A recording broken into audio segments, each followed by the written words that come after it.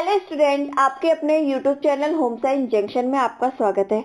हम करेंगे DSSB domestic science का 2021 वाला क्वेश्चन पेपर, जिसमें हमने अपनी प्रीवियस क्लास में 60 क्वेश्चन कर चुके थे, यानी कि हम 3 सेट कर चुके थे जिसमें हमारे 60 क्वेश्चन हो चुके थे। आज हम अपना डिसिप्लिन 4 पे आ चुके हैं। आज से हम ये स्टार्ट करेंगे। हमारे जो 40 बचे हुए क्वेश्चन हैं वो हम आज पूरे कर लेंगे, तो हमारा 2021 वाला पेपर पूरी तरीके से कंप्लीट हो जाएगा। तो हम आज की क्लास को स्टार्ट करते हैं। फर्स्ट क्वेश्चन है आज का, निम्नलिखित में से कौन सा गलत है। तो आपको ये बताना है कि कौन सा कथन आपका फॉल्स है। ठीक है, ऑप्शन दिए हुए हैं। एटीपी को कोशिका की ऊर्जा मुद्रा के रूप में जाना जाता है। ये बात तो एकदम सही है। एटीपी को किस रूप में जाना जाता है? कोशिका की मुद्रा के रूप में जाना जाता है। सेकंड ऑप्शन है आपका, किण्वन अवायवीय स्थितियों में होता है। ए भी ठीक है एकदम। किण्वन सूक्ष्म जीवों द्वारा किया जाता है। ए भी ठीक है, यानी कि जो फर्मेंटेशन होता है आपका वो सूक्ष्म जीवी जो होते हैं ना, बैक्टीरिया, उनके द्वारा किया जाता है।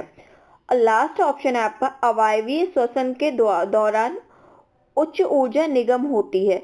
तो यही ऑप्शन क्या है? यही ऑप्शन आपका रॉन्ग ऑप्शन है, बल्कि ऐसा नहीं होता।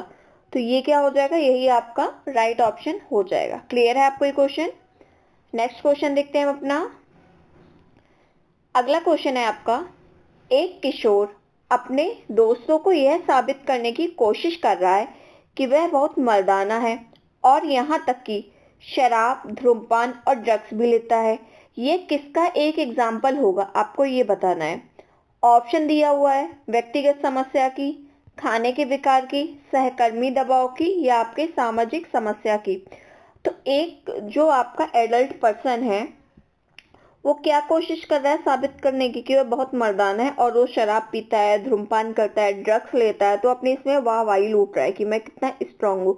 तो एक किसका एक एग्जाम्पल हो सकता है? ये आपका पीयर ग्रुप का एग्जाम्पल हो सकता है, यानी कि सहकर्मी दबाव। क्लियर है आपको ये क्वेश्चन? नेक्स्ट क्वेश्चन देखते हैं अपना। अगला क्वेश्चन है आपका कि निम्नलिखित अपशिष्ट पदार्थों पर विचार करें। यानी कि कौन से अपशिष्ट पदार्थ ऐसे होते हैं हमारे जो जैव आक्रमणीय होंगे। ऑप्शन दिए हैं, मानव अपशिष्ट होंगे, प्लास्टिक होगा, या खाद्य अपशिष्ट होगा। तो ऐसे कौन से खाद्य पदार्थ हैं हमारे जो कौन से जैव आक्रमणीय होते हैं? तो इसमें आपका जैव आक्रमणीय में केवल प्लास्टिक नहीं आएगा, ठीक है, बाकी आपका मानव अपशिष्ट भी आ जाएगा, खाद्य अपशिष्ट भी आ जाएगा। तो इसके अकॉर्डिंग हमारा ऑप्शन 1 और ऑप्शन 3 क्या हो जाएगा? राइट आंसर हो जाएगा।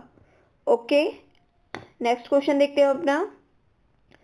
अगला क्वेश्चन है हमारा, निम्नलिखित में से कौन सी सामग्री धागों और कपड़ों को सख्त करने की प्रक्रिया है? यानी कि ऐसा कौन सी सामग्री है जिसको परिसज्जा हम बोल सकते हैं, कि जिसको करने के बाद कपड़ा हमारा कैसे हो जाता है? एकदम सख्त हो जाता है। टेंटरिंग है, कैलेंडरिंग है, मर्सरीकरण है, या साइजिंग है। तो जिससे कपड़ा हमारा सख्त होता है, तो सख्त होता है हमारा साइजिंग के द्वारा, ठीक है। तो ऑप्शन 4 क्या हो जाएगा? राइट आंसर हो जाएगा। टेंटरिंग और कैलेंडरिंग कपड़ों में चमक लाने के लिए किया जाता है, ठीक है। अगला क्वेश्चन देखते हैं। क्वेश्चन है हमारा, किन चीजों को व्यय योजना बनाते समय ध्यान में नहीं रखना चाहिए? अगेन क्वेश्चन में नहीं पूछा हुआ है, तो आपको ध्यान रखना है। ऑप्शन दिए हुए हैं, कुल आय को ध्यान में रखते हुए राशि आवंटित करें, इससे धन तथा अन्य संसाधनों के कुशल प्रयोग में सहायता मिलेगी। ये बात एकदम सही है आपकी। उस अवधि के लिए परिवार के सदस्यों की सभी आवश्यकताएं, वस्तुओं एवं सेवाओं की सूची बनाए, यानी कि लिस्ट बनानी चाहिए कि कितने सदस्य हमारा, किन किन किस किस मेंबर की क्या क्या हमारी मेन जरूरतें, यानी कि आवश्यक जरूरतें क्या क्या है, उनकी क्या करनी चाहिए? लिस्ट बनानी चाहिए। अपनी जरूरतों को प्राथमिकता ना दे क्योंकि ये खर्च में बाधा डालेगा। ये एकदम गलत है आपका, क्योंकि अपनी जरूरतों को भी प्राथमिकता देनी चाहिए। तो यही ऑप्शन क्या हो जाएगा? राइट आंसर आपका हो जाएगा। लास्ट ऑप्शन भी हम देख लेते हैं, उस अवधि के लिए अपने पास उपलब्ध आय तथा सुविधाओं को ध्यान में रखें जिस अवधि के लिए व्यय योजना बनाई जानी। ये भी एकदम सही है। तो हमें उस टाइम पीरियड का ध्यान रखना चाहिए जिस पीरियड के लिए हम क्या करते हैं, अपने व्यय की योजना, यानी कि एक तरीके से हम बोल सकते हैं कि अपना बजट बना रहे हैं। ये देखना चाहिए हमारा कौन से मंथ का बजट है। ऐसा तो नहीं इस मंथ में कोई शादी आ रही है, किसी रिलेटिव्स के यहाँ, या अपने घर में शादी है, या कोई फेस्टिवल आ रहा है, तो उस टाइम पे क्या होता है, ज्यादा खर्चा हो जाता है। ठीक है, तो उसी हिसाब से हमें क्या करना चाहिए, अपने व्यय की लिस्ट बनानी चाहिए, यानी कि बजट बनाना चाहिए। अगला क्वेश्चन देखते हैं हम। क्वेश्चन है हमारा, विच of the following is the best type of kitchen since the has optimal work of triangle. बात किसकी की जा रही है, ट्राइंगल शेप की, ये बात आप ध्यान रखिएगा। ऑप्शन दिए हुए हैं separate unit kitchen, U shape kitchen, one wall kitchen and L shaped kitchen. तो जो आपकी यू शेप्ड हो जाएगी वो तो ऐसी हो जाएगी, तो इसमें तो ट्राइंगल बन ही नहीं रहा है आपका। वन वॉल किचन आपकी ऐसे हो जाएगी, इसमें भी ट्राइंगल शेप नहीं आ रहा, पर जो एल शेप किचन होती है ना, तो वो आपकी ऐसे बनती है। ठीक है, तो एक साइड आपका फ्रिज वाला एरिया आ जाता है, एक साइड आपका क्या आ जाता है, सिंक आ जाता है, और एक साइड आपका कुकिंग रेंज आता है। ठीक है, तो ये क्या बना रहा है, ये आपका ट्राइंगल शेप बना रहा है, तो इसलिए आपका यही आंसर राइट आंसर हो जाएगा। यानी कि एल शेप किचन क्या होता है, ट्राइंगल शेप में उसमें हम वर्क कर सकते हैं। एक साइड हमारा फ्रिज वाला एरिया आ गया, एक साइड हमारा सिंक वाला एरिया आ गया, एक साइड हमारा क्या आ गया, कुकिंग सरफेस आ गया, जहां पे हम अपने खाना बनाते हैं। नेक्स्ट क्वेश्चन देखते हैं हम। अगेन क्वेश्चन में आपसे रॉन्ग आंसर पूछा है, निम्नलिखित में से कौन सा कथन गलत है, तो आपको गलत वाला ऑप्शन चुनना है। लिनन पर पेंट दाग धोने के लिए मिट्टी के तेल या तारपीन का उपयोग किया जाता है। ये बात एकदम सही है कि जब आप पेंट करते हो तो आप घर पे भी नॉर्मली, ये तो सबको पता होगा कि जब पेंट वगैरह करते हो ना, तो अगर उस पे दाग लग जाता है आपके कपड़ों पर या कपड़ों पर हाथ पे, तो आप किसको छुड़ाते हो, उसको आप छुटाने के लिए मिट्टी का तेल या तारपीन का तेल का यूज करते हो। ठीक है, लिनन पर खून के धब्बे धोने के लिए ठंडे पानी या नमक या बोरेक्स समाधान उपयोग किया जाता है। ये बात एकदम ठीक है। क्यों, क्योंकि अगर खून के धब्बे धब्बे लगे हुए तो उसके लिए हम हमेशा ठंडे पानी का यूज करते हैं। अगर हम ठंडे पानी की जगह गर्म पानी का यूज कर लेंगे तो क्या होगा, धब्बा हमारा और स्ट्रांग हो जाएगा और जल्दी से नहीं छूटता है। ठीक है, नेक्स्ट है, लिनन पर स्याही दाग धब्बे धोने के लिए ग्लिसरीन या बेंजीन का उपयोग किया जाता है। ये एकदम गलत है, क्योंकि लिनन पर स्याही और दाग धब्बे के लिए ग्लिसरीन और बेंजीन का उपयोग नहीं किया जाता है। ठीक है, तो यही क्या हो जाएगा, आपका राइट आंसर हो जाएगा। लास्ट ऑप्शन भी देख लेते हैं हम। लिनन पर कॉफी दाग धोने के लिए गर्म पानी या हाइड्रोजन पेरोक्साइड का उपयोग किया जाता है। ठीक है, तो ये बात एकदम सही है, क्योंकि कॉफी हमारी कैसे होती है, प्रोटीन नेचर की होती है, तो इसके लिए कॉफी हमारी वेजिटेरियन नेचर की होती है। ठीक है, तो इसके लिए हम क्या करते हैं, गर्म पानी और हाइड्रोजन पेरोक्साइड का उपयोग कर सकते हैं। और जो हमारे प्रोटीन नेचर के दाग धब्बे होते हैं ना, उसके लिए हम गर्म पानी का यूज नहीं करते हैं, उसके लिए हम ठंडे पानी का यूज करेंगे। अगला क्वेश्चन देखते हैं हम अपना। अगेन एक नहीं वाला क्वेश्चन है आपका, निम्नलिखित में से कौन सा पीईएम यानी कि प्रोटीन ऊर्जा कुपोषण का एक रूप नहीं है। अच्छा, आपने एक चीज नोटिस की, चाहे आपका 2014 वाला पेपर हो या आपका 2018 वाला पेपर हो या आपका 2021 वाला पेपर हो, तीनों पेपर में आपने एक चीज जरूर नोटिस की होगी कि इसमें नहीं वाले क्वेश्चन कुछ ज्यादा ही पूछे हुए हैं। तो आपको क्या हो रहा है, एक पैटर्न पता चल रहा है कि आखिर डीएसएसबी में किस हिसाब से किस पैटर्न में क्वेश्चन पूछे जा सकते हैं। ठीक है, तो क्वेश्चन में क्या था हमारा, पीएम प्रोटीन ऊर्जा का कौन सा एक रूप नहीं है, क्वाशियोरकर नहीं है, या पोषण या बौनापन या स्टंटिंग नहीं है, या आपका मेरास्मस नहीं है, या आपका ऑस्टोपेरिसिस नहीं है।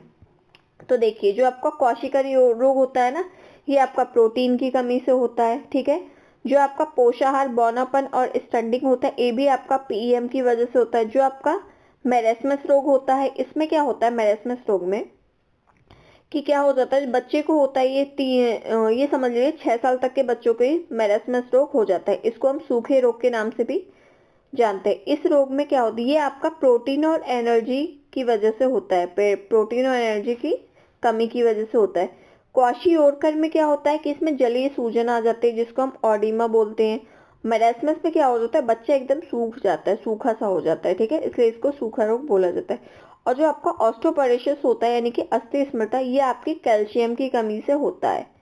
किसकी, कैल्शियम की कमी से होता है। तो यही आपका राइट आंसर हो जाएगा, क्योंकि ये तीनों तो किसकी कमी से हो रहे हैं, आपके पीईएम की कमी से हो रहे हैं, यानी कि प्रोटीन ऊर्जा कुपोषण की वजह से। और ये लास्ट वाला जो ऑप्शन है वो आपका कुपोषण की वजह से हो रहा है, इसीलिए लास्ट ऑप्शन आपका कैल्शियम की वजह से हो रहा है। ठीक है, ऑस्टोपोरोसिस। ऑस्टोपोरोसिस क्या होता है, एडल्ट में, एडल्ट से ऑस्टोपोरोसिस में क्या होता है, ये आपके जो बुजुर्ग लोग होते हैं ना, जो बुजुर्ग लोग होते हैं उनसे संबंधित होता है। इसमें उनकी हड्डियों में क्या होता है कि पोर्स हो जाते हैं, छिद्र हो जाते हैं, जिससे हड्डियां कमजोर हो जाती हैं। अगला क्वेश्चन देखते हैं हम। क्वेश्चन है हमारा, किसने व्यवहार संबंधी विकारों वाले बच्चों को परिभाषित किया है कि यह वे हैं जो सामाजिक रूप से अस्वीकार्य, व्यक्तिगत रूप से असंतुष्ट तरीकों से अपने पर्यावरण के प्रति दीर्घकालिक और स्पष्ट रूप से प्रतिक्रिया करते हैं, लेकिन जिन्हें अधिक सामाजिक रूप से स्वीकार और व्यक्तिगत रूप से संतुष्टिदायक व्यवहार सिखाया जा सकता है। तो ये एक आपकी डेफिनेशन है, यानी कि परिभाषा है। तो आपको ये बताना कि यह परिभाषा किसके द्वारा दी गई है। ऑप्शन दिए हुए हैं, कॉफ के द्वारा दी गई है, बेकर के द्वारा दी गई है, ब्राउन के द्वारा दी गई है, या ब्रांड के द्वारा दी गई। तो ये जो आपकी डेफिनेशन है ना, किससे संबंधित है, ये आपकी व्यवहार से संबंधित है कि जो सामाजिक रूप से अस्वीकार्य, व्यक्तिगत रूप से असंतुष्ट तरीकों से अपने पर्यावरण के प्रति दीर्घकालिक और स्पष्ट रूप से प्रतिक्रिया देते हैं, यानी कि रिस्पॉन्स देते हैं, लेकिन जिन्हें अधिक सामाजिक रूप से स्वीकार्य और व्यक्तिगत रूप से संतुष्टदायक व्यवहार सिखाया जा सकता है। ये डेफिनेशन दी है आपकी कॉफा ने। तो ये आपको याद करने वाली डेफिनेशन है, इसको आप लोग याद कर लीजिएगा। ठीक है, अगला क्वेश्चन देखते हैं हमारा। क्वेश्चन है हमारा, वह विकल्प चुनिए जो गलत सुमेलित है। अगेन एक गलत वाला ऑप्शन आ गया आपका। ऑप्शन दिए हुए हैं vitamin B1 thiamine, vitamin B2 riboflavin, vitamin C niacin and vitamin B6 pyridoxine. तो जो आपका विटामिन B1 है ये तो थायमीन होता है, विटामिन B2 आपका राइबोफ्लेविन होता है, जो आपका विटामिन C होता है, विटामिन C होता है आपका एस्कॉर्बिक एसिड। ठीक है, ये आपको ध्यान रखना। तो यही आपका क्या हो गया, रॉन्ग हो गया। विटामिन C होता है, क्या होता है आपका, एस्कॉर्बिक एसिड। ठीक है, एस्कॉर्बिक, इधर एक गड़बड़ हो गया थोड़ा, एस्कॉर्बिक लिख देती हूँ मैं ठीक से दोबारा। ये क्या हो जाएगा, विटामिन C आपका एस्कॉर्बिक एसिड हो जाएगा। और ये जो है नियासिन लिखा हुआ है, नियासिन होता है आपका विटामिन B3। ठीक है, तो इसलिए ये वाला आपका रॉन्ग आंसर है, हमसे रॉन्ग ही पूछा है, तो यही हमारा राइट आंसर हो जाएगा। अब विटामिन C को हम पाइरिडॉक्सिन के नाम से जानते हैं। ठीक है, क्लियर है आपको। और जो आपका विटामिन B और vitamin C, vitamin B complex और विटामिन C आपका वाटर सॉल्युबल विटामिन होता है, यानी कि जल में घुलनशील विटामिन होता है। इसी तरह जो आपका विटामिन वसा में घुलनशील होते हैं वो होते हैं vitamin A, vitamin D, vitamin E और विटामिन K। ये आपके फैट सॉल्युबल विटामिन कहलाए जाते हैं। क्लियर है आपको। नेक्स्ट क्वेश्चन देखते हैं। क्वेश्चन है आपका, निम्नलिखित रोगों पर विचार करें। ठीक है, हैजा दिया है, पीलिया दिया है, टाइफाइड दिया है और पूछा है स्वच्छता के तरीकों को अपनाकर उपरोक्त में से किस रोग को रोका जा सकता है। तो ऑब्वियसली बात है, अगर हम स्वच्छ तरीके से रहेंगे तो हम हैजा से भी बच सकते हैं, पीलिया से भी बच सकते हैं और टाइफाइड से भी बच सकते हैं। तो जब तीनों ऑप्शन हमारे राइट हो जाएंगे तो हमारा option number D right answer हो जाएगा, यानी कि 1, 2 और 3। ठीक है, नेक्स्ट क्वेश्चन है हमारा, adult rickets is cause due to deficiency of. जो एडल्ट्रिकेट्स होता है वो किसकी कमी से होता है, आपको ये बताना है। ठीक है, ऑप्शन दिए हुए हैं डिहाइड्रोकोलिक Astral and पैंथोनिक acid, ascorbic acid और टोकोफेरोल। तो ये सारे आपके विटामिन के नाम हैं। तो जो आपका एडल्ट्रिकेट्स होता है ना, वो आपका डिहाइड्रोकोलिक कोलेस्ट्रॉल की कमी से होता है, यानी कि इसको हम D3 के नाम से भी जानते हैं। ठीक है, इसको हम D3 के नाम से भी जानते हैं। ये आपका विटामिन D की कैटेगरी में आ जाता है। क्लियर है आपको ये। नेक्स्ट क्वेश्चन देखते हैं हम। क्वेश्चन है हमारा, निम्नलिखित में से किसने सफेद और काले रंग के 9 डिग्री मापक स्केल दिए हैं। तो ऐसा कौन सा व्यक्ति है जिसने व्हाइट और ब्लैक कलर के 9 डिग्री मापक स्केल दिए हैं। तो ये क्वेश्चन आपका कलर से रिलेटेड है। तो ये जिसने दिया है उसका नाम आपको बताना है। ऑप्शन में आपके डॉक्टर डेनमन W रॉस, सेकंड में कॉर्लेस लुइस डो रिबेरा, थर्ड है लुई बॉल्टॉट एंड लास्ट है एडुआर्डो रोसलेस। तो जो आपका इसमें राइट आंसर हो जाएगा वो हो जाएगा डॉक्टर डेनमन W रॉस। ठीक है, क्लियर है आपको ये। नेक्स्ट क्वेश्चन देखते हैं। क्वेश्चन है आपका, विच of the following is the largest gland in the human body. तो आप ह्यूमन बॉडी में सबसे जो लार्जेस्ट ग्लैंड होती है ना, जो सबसे बड़ी ग्रंथि होती है, वो कौन सी होती है, ये बताना है आपको। ऑप्शन में आपके हार्ट है, लंग है, लीवर है, किडनी है। तो जो ह्यूमन बॉडी में सबसे बड़ी ग्लैंड होती है, सबसे बड़ी ग्रंथि होती है, वो लीवर होती है, ठीक है। यानी कि लीवर को हम यकृत भी कहते हैं। तो ऑप्शन सी क्या हो जाएगा, राइट आंसर हो जाएगा। नेक्स्ट क्वेश्चन देखते हैं अपना। क्वेश्चन है हमारा, कमरे की विशालता को सुनिश्चित करने के लिए कमरे की लंबाई उसकी चौड़ाई से डैश ज्यादा नहीं होनी चाहिए। तो कमरे की विशालता को, यानी कि कमरे की विशालता को सुनिश्चित करने के लिए कमरे की जो लंबाई होती है ना, उसकी चौड़ाई से कितनी ज्यादा नहीं होनी चाहिए, आपको ये बताना है। ऑप्शन में है 11/2 गुना, 7/3 गुना, 5/4 गुना और 27/4 गुना।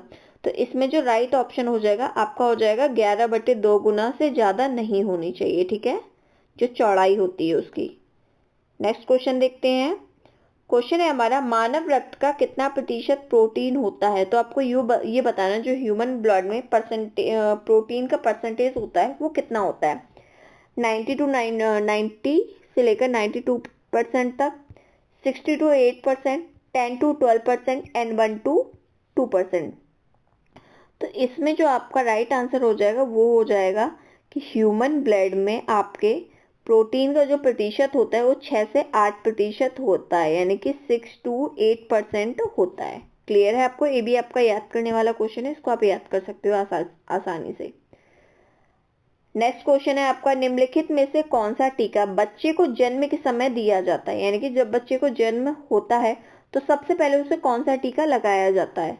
टीटी का टीका लगाया जाता है, बीसीजी का टीका लगाया जाता है, एमएमआर का टीका लगाया जाता है, डीटी का टीका लगाया जाता है। तो जब बच्चे के जन्म के पश्चात सबसे पहले दिया जाने वाला टीका बीसीजी का टीका होता है। और ये टीका क्या करता है, बच्चे को ट्यूबरक्लोसिस यानी कि टीबी से बचाता है। टीबी रोग को हम मृत्यु का कप्तान के नाम से भी जाने जाते हैं। इसके कई नाम हैं, राज्य क्षमा, ठीक है, राज्य क्षमा के नाम से भी, राज्य यक्षमा के नाम से भी हम इस रोग को जानते हैं, ठीक है। और इसको क्या कहते हैं, मृत्यु का कप्तान कहते हैं। ये बहुत भयंकर रोग होता है आपका। नेक्स्ट क्वेश्चन देखते हैं। क्वेश्चन है हमारा, ये भी आपका कलर से रिलेटेड क्वेश्चन है। पीला हरा, बैगनी और लाल बैगनी रंग का संयोजन किसका एक एग्जाम्पल है। ये आपका कलर स्कीम से पूछा हुआ क्वेश्चन है। ऑप्शन में आपका डबल पूरक रंग संधाव यानी कि double complementary colour harmony, second option है ट्रेयाड, थर्ड है पूरक रंग योजना एंड लास्ट ऑप्शन है आपका विभाजन पूरक रंग संभव यानी कि स्प्लिट कॉम्प्लीमेंट्री कलर हार्मनी। बात किसकी हो रही है, पीला हरा बैगनी और लाल बैगनी जो आपके रंग संयोजन है ना, ये किस में आ जाएंगे, तो ये आ जाते हैं आपके डबल कॉम्प्लीमेंट्री कलर हार्मनी में, ठीक है। तो option first is the right answer. Next question देखते हैं। क्वेश्चन है आपका, हवा लगाना यानी कि एयरिंग का प्रयोग कपड़ों में किस प्रकार से काम में आता है।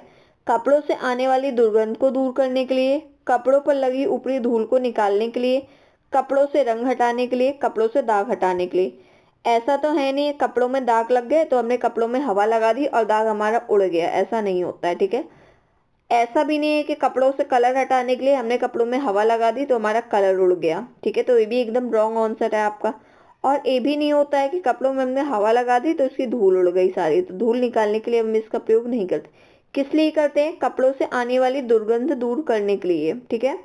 जैसे सर्दियां आने वाली है तो आप लोग क्या करोगे, सर्दियों के कपड़े निकालोगे अपने, तो पहले आप उस कपड़ों को निकालोगे तो उसमें कुछ स्मेल सी आती, तो उसको क्या करोगे, आप धूप में रख दोगे, ठीक है। तो क्या होगा, एयर लग जाएगी उसमें एक तरीके से, तो उसमें जो आने वाली दुर्गंध है ना, जो उसमें स्मेल आती है वो दूर हो जाएगी आपकी, ठीक है। नेक्स्ट क्वेश्चन देखते हैं अपना। अगेन आपका कलर से रिलेटेड क्वेश्चन है। क्वेश्चन है आपका, निम्नलिखित रंगों पर विचार करें, पीला, बैगनी, नारंगी। उपरोक्त में से कौन सा आपका द्वितीयक रंग है, ये आपको ये बताने की कौन सा आपका सेकेंडरी कलर है। तो येलो जो होता है आपका, येलो किस में आएगा, बैगनी किस में आ जाएगा, नारंगी किस में आ जाएगा। तो आपका जो बैगनी और नारंगी होते हैं ना, ये आपका सेकेंडरी कलर होता है। तो ऑप्शन फर्स्ट आपका राइट आंसर हो जाएगा। जो आपका पीला कलर होता है ये आपका प्राइमरी कलर के अंतर्गत आ जाता है। पीला कलर किस में आएगा? आपके प्राइमरी कलर में आ जाएगा। नेक्स्ट क्वेश्चन देखते हैं हम अपना। क्वेश्चन है हमारा, प्रोटीन चयापचय का परिणाम डैश में नहीं होता है। अगेन नहीं पूछा आपसे क्वेश्चन में, यानी कि आपको ये बताना है कि प्रोटीन मेटाबॉलिज्म का परिणाम क्या नहीं होता है। यूरिक एसिड नहीं होता है, अमोनिया नहीं होता है, एसिटिक एसिड नहीं होता है, या आपका यूरिया नहीं होता है। तो जो प्रोटीन का चयापचय होता है ना, उससे यूरिक एसिड भी होता है, अमोनिया भी होता है, यूरिया भी होता है। जो नहीं होने वाला होता है वो होता है आपका एसिटिक एसिड, और एसिटिक एसिड आपका ये सिरका होता है एक तरीके से, ठीक है। एसिटिक एसिड क्या होता है? आपका सिरका होता है। नेक्स्ट क्वेश्चन देखते हैं। ये हम अपने डिसिप्लिन 5 पे आ गए हैं, ठीक है। तो ये लास्ट सेट वाला हमारा क्वेश्चन है। निम्नलिखित में से मानव शरीर के किस अंग में बोमन कैप्सूल संबंधित है? तो बोमन कैप्सूल आपके किससे संबंधित है ये बताना है। मस्तिष्क से संबंधित है, हृदय से संबंधित है, लीवर से संबंधित है, या आपकी किडनी से संबंधित है। तो जो आपके बोमन कैप्सूल है ये आपकी किडनी से संबंधित है। किडनी होती है आपकी बीन शेप की, किसकी? बीन शेप की आपकी किडनी होती है। और जो बोमन कैप्सूल होते हैं, बोमन कैप्सूल आपके कप शेप के होते हैं, ठीक है। कप शेप के होते हैं आपके वोमन कैप्सूल, ये आपको ध्यान रखना है। नेक्स्ट क्वेश्चन देखते हैं। क्वेश्चन में आपका मछली के जिगर का तेल यानी कि फिश लीवर ऑयल किसका एक उत्तम स्रोत होता है?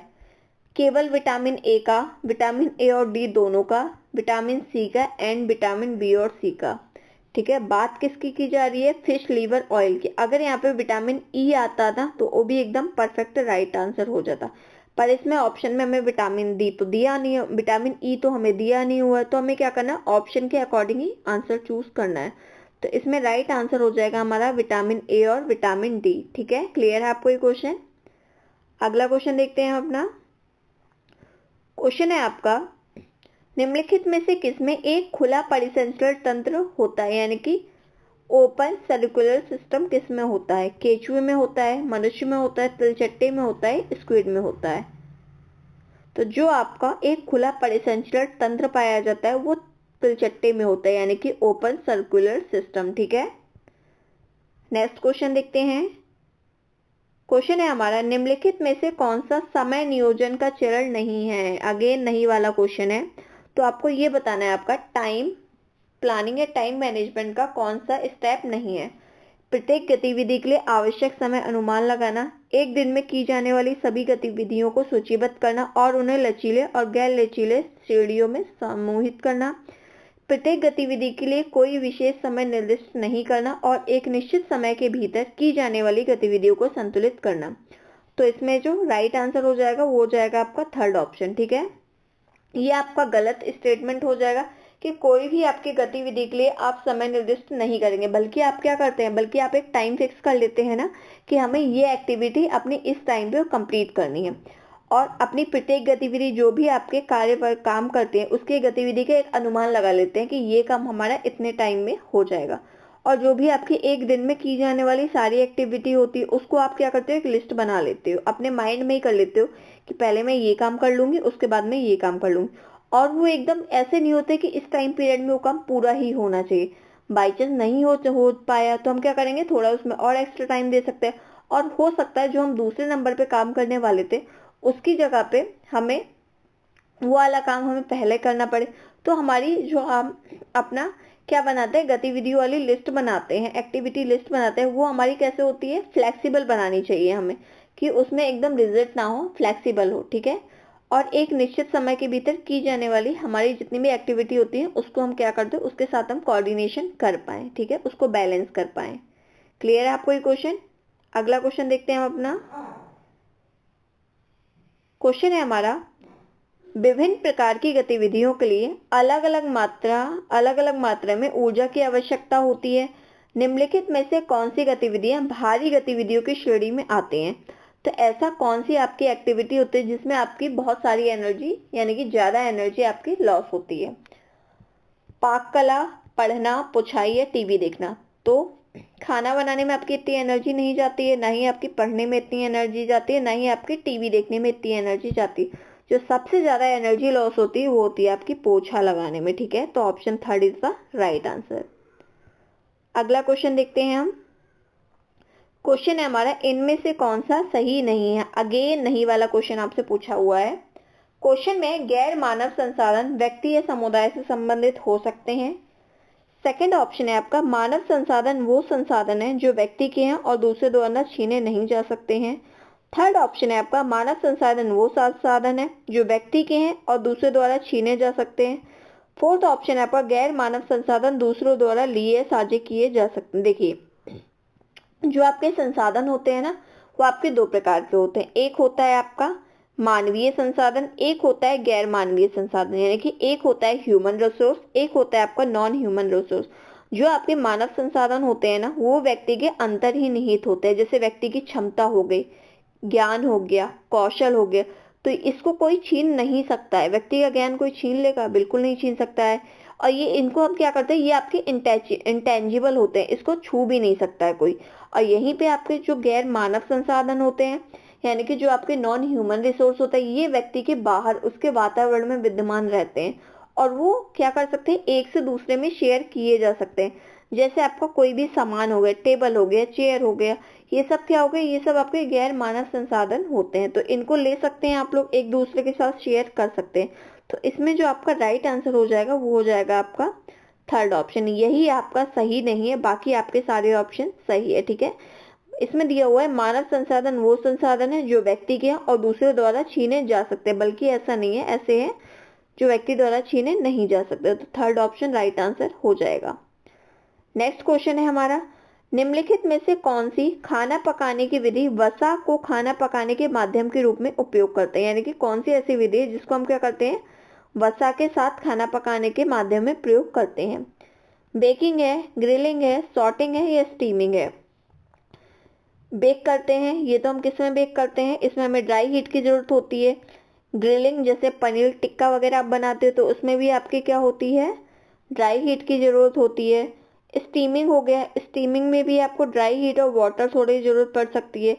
जो सॉर्टिंग होती है, सॉर्टिंग में हमारी थोड़ी मात्रा में मतलब फैट की जरूरत होती है। ठीक है, तो जब हम सॉटे करते हैं ना, तो उसके लिए किसकी जरूरत होती है, फैट की आवश्यकता होती है। तो थर्ड ऑप्शन ही हमारा राइट आंसर हो जाएगा। नेक्स्ट क्वेश्चन देखते हैं हम। ये मोस्ट फेवरेट क्वेश्चन है आपके होम साइंस एग्जाम का। ऐसा एग्जाम हो ही नहीं सकता जिसमें प्लानिंग, ऑर्गेनाइजेशन, मैनेजमेंट प्रोसेस से आपके क्वेश्चन ना आए। तो there are 4 step is a management process. Management process के आपके 4 स्टेप हैं। तो which of the following option is the proper order. तो प्रॉपर ऑर्डर में आपका कौन सा सीक्वेंस में आपका कौन सा है वो आपको बताना है। तो एक क्वेश्चन तो आपका यहीं से क्लियर हो गया कि मैनेजमेंट प्रोसेस के कितने स्टेप होते हैं, 4 स्टेप होते हैं। ऑप्शन दिए हुए हैं, organisation, planning, evaluation and implementation है। सेकंड ऑप्शन है प्लानिंग, ऑर्गेनाइजेशन, इवेल्युएशन यानी कि इम्प्लीमेंटिंग है। थर्ड ऑप्शन है आपका planning, organising, implementing and evaluation. Fourth option है आपका organisation, planning, implementing and evaluation. तो ये तो सबको पता है कि लास्ट में क्या आता है आपका इवेल्युएटिंग यानी कि इवेल्युएशन आता है। सबसे पहले हम क्या करते हैं, प्लानिंग करते हैं, उसके बाद ऑर्गेनाइजिंग करते हैं, फिर थर्ड स्टेप में हम अपना इम्प्लीमेंटेशन करते हैं एंड लास्ट स्टेप हमारा इवेल्युएशन। तो थर्ड ऑप्शन क्या हो जाएगा, राइट आंसर हो जाएगा। इसको हम ऐसे भी याद कर सकते हैं, POIE। ठीक है, क्या हो जाएगा, POIE। ये इसका हमने निमोनिक बना लिया। P से प्लानिंग, O से ऑर्गेनाइजेशन, I से इम्प्लीमेंटेशन एंड E से इवेल्युएशन। तो आप ऐसे भी याद कर सकते हो। ठीक है, नेक्स्ट क्वेश्चन है हमारा। क्वेश्चन में पूछा हुआ है आपसे, लक्ष्यों को प्राप्त करने के लिए सभी के पास सीमित संसाधन है। निम्नलिखित में से कौन से संसाधनों का कुशलता पूर्वक उपयोग करने का तरीका नहीं है। क्वेश्चन में नहीं पूछा हुआ है। ठीक है, सुनिश्चित करें कि संसाधन बर्बाद ना हो, ये बात तो एकदम ठीक है, हमें संसाधन को बचा के रखना चाहिए। संसाधनों को लंबे समय तक के चलने के लिए तरीके खोजें, ये बात भी एकदम ठीक है, क्योंकि हमें क्या करना चाहिए कि संसाधनों को हमें ऐसे यूज करना चाहिए कि हम उसका लंबे टाइम तक उपयोग कर सके। और सेकंड है, थर्ड है आपका दूसरों को वंचित करके भी संसाधनों को संरक्षण करें, ये बात हमारी एकदम गलत है। ऐसा नहीं करना चाहिए, हमें संसाधन एक दूसरे से शेयर करना चाहिए। ऐसा नहीं है कि हम दूसरों को कोई भी संसाधन अपना शेयर ही ना करें। लास्ट में आपका संसाधनों का उपयोग करने के लिए वैकल्पिक तरीके खोजें, ये भी बात एकदम हमारी सही है। हम क्या करते हैं, हमें कोई काम है तो हमें फॉर एग्जाम्पल जैसे हमें चटनी पीसनी है तो हमारी मिक्सी क्या हो गई, खराब हो गई, तो हम क्या कर सकते हैं, उसकी जगह पे हम सिलबट्टे का यूज कर सकते हैं। वरना हम क्या कर सकते हैं टमाटर है, टमाटर के वो आता है ना आपका कद्दूकस, उससे हम घिस कर भी यूज कर सकते हैं।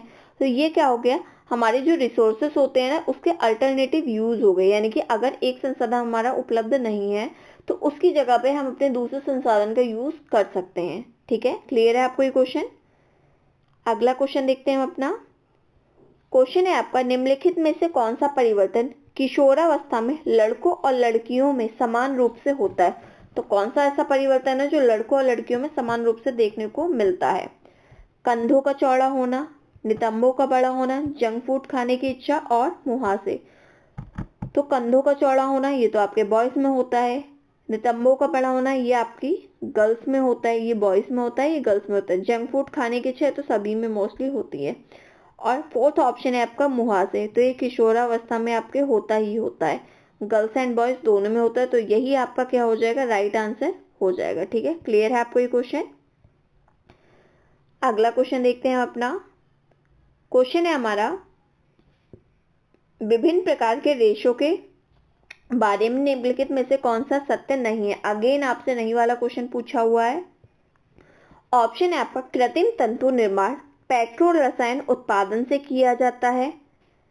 सेकंड है, प्रोटीन तंतु पशु स्रोतों से आते हैं।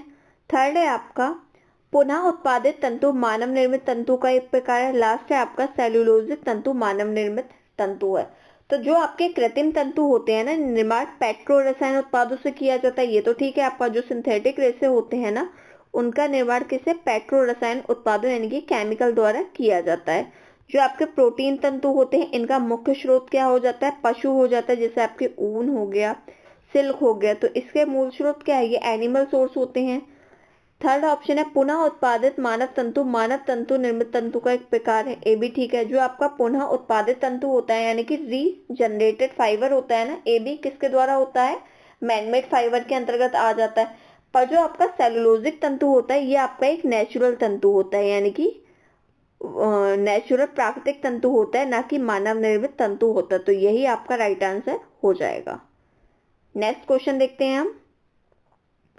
क्वेश्चन है हमारा, परिवार और समाज में नैतिकता और मूल्य महत्वपूर्ण है। तो मूल्य क्या है आपके, विचार हैं, विश्वास हैं, बाल्यावस्था से सीखे गुण हैं, या आपके समाज द्वारा निर्धारित नैतिक मानक है, यानी कि सोसाइटी द्वारा आपके निर्धारित मोरल स्टैंडर्ड है।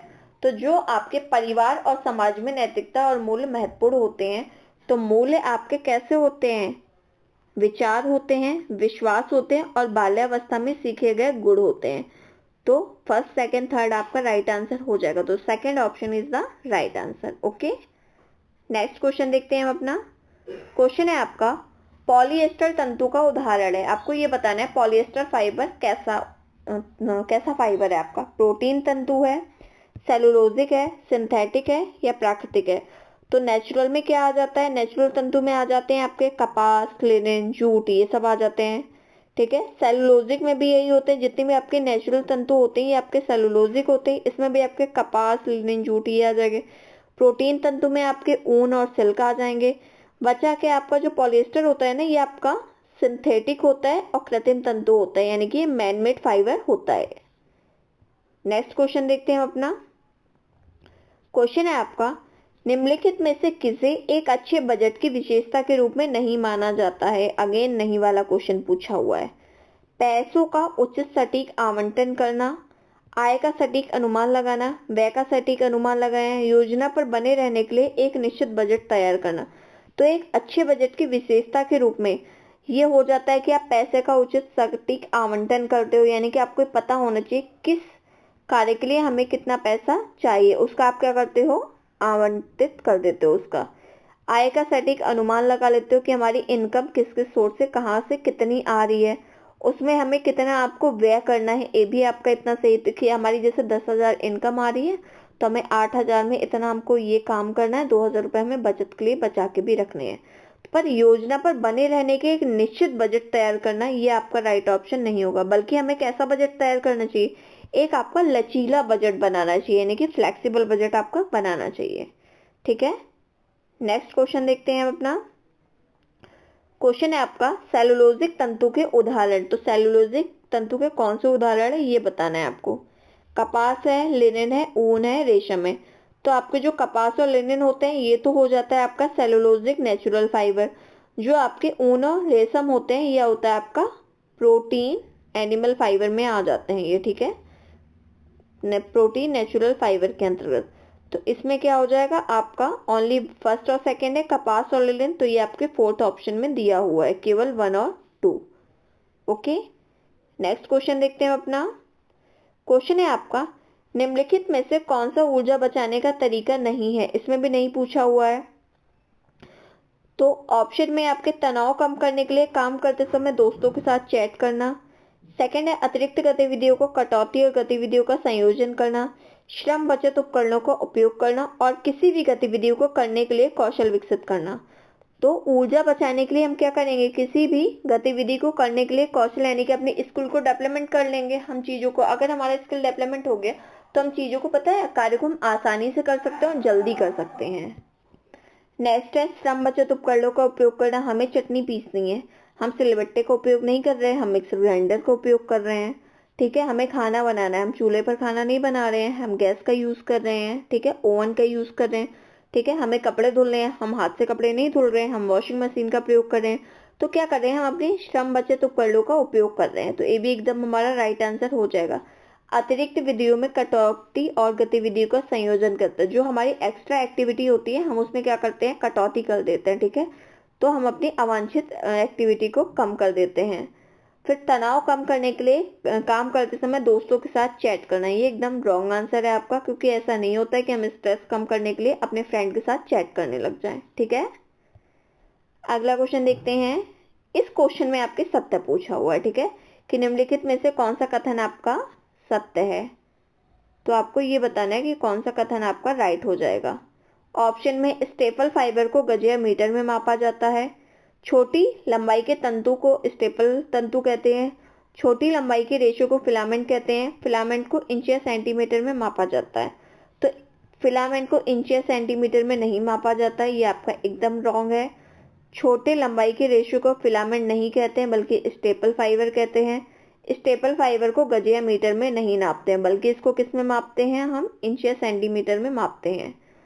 सेकंड ऑप्शन है आपका छोटी लंबाई के तंतु को स्टेपल तंतु कहते हैं, ये आपका एकदम ठीक है, ठीक है। तंतु को हम दो प्रकार से वर्गीकरण करते हैं, एक होता है हमारा स्टेपल फाइबर, एक होता है हमारा फिलामेंट फाइबर। स्टेपल फाइबर में हमारे कौन से तंतु आ जाते हैं, छोटे तंतु आ जाते हैं। फिलामेंट फाइबर में हमारे बड़े तंतु आ जाते हैं। क्लियर है आपको। और जितने भी हमारे जितने भी हमारे नेचुरल फाइबर होते हैं वो हमारे स्टेपल में आते हैं, केवल सिल्क को छोड़कर। सिल्क को छोड़कर सारे नेचुरल फाइबर हमारे किस में आ जाएंगे, सिंथेटिक फाइबर में आ जाएंगे।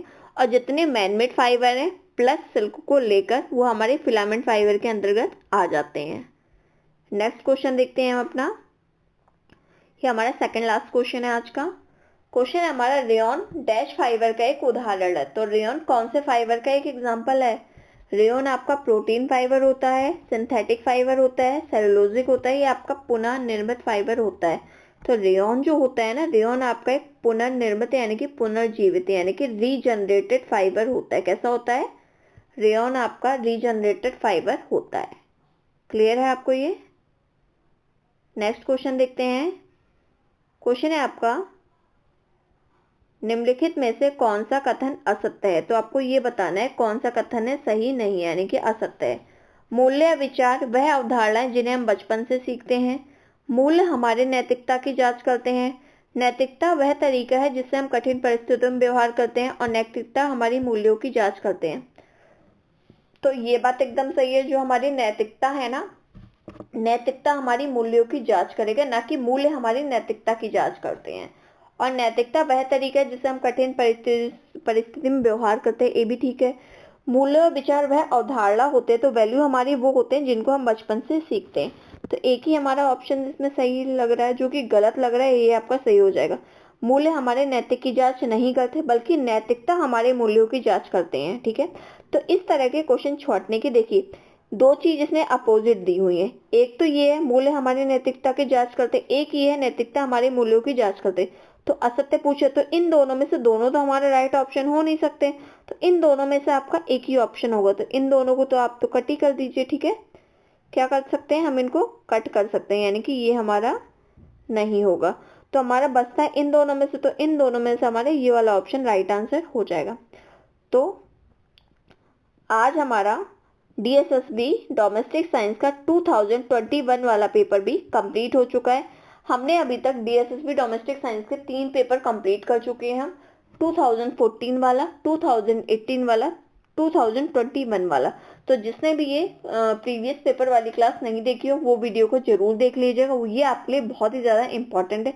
नेक्स्ट जो होता है हमारा, वो एग्ज़ाम हुआ था हमारा 2024 में, उसको भी हम 2023 में हुआ था, तो उस क्वेश्चन पेपर को हम अपनी नेक्स्ट क्लास में सॉल्व करेंगे। आप अपना कमेंट सेक्शन में फीडबैक जरूर दीजिएगा कि आपको क्लास कैसी लगी, और क्लास आपको अच्छी लगी है तो आप वीडियो को लाइक और शेयर कर दीजिएगा, बेल आइकन जरूर प्रेस कर लीजिएगा जिससे आपको टाइम टू टाइम क्लास की नोटिफिकेशन मिलती रहे। Thank you so much.